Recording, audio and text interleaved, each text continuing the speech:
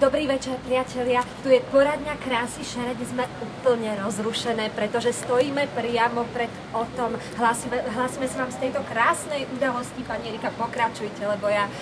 Pani Ľudská je rozrušená a nie je to náhoda, je to veľmi historická chvíľa.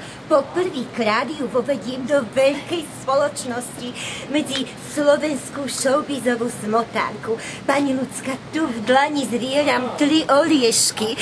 V jednom z tých orieškov sú šaty pre vás. Ako pre takú popolušku. Áno, Ľudská je, tak povediac, ako by som to povedala, začiatočníčka.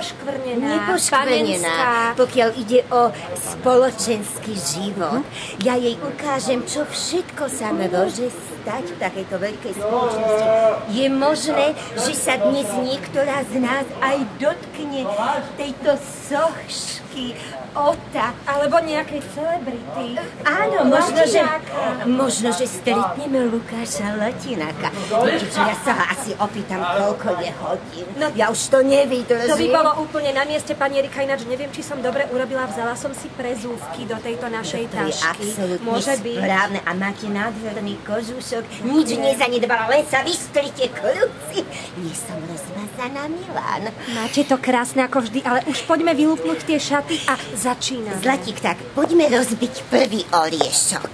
Áno? Nič. No, tam nie sú.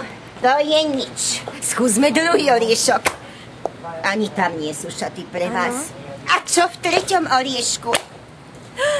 Pani Zlatík, vy pôjdete holá. Ešte, že mám na sebe svoj latexový korporátny kostým.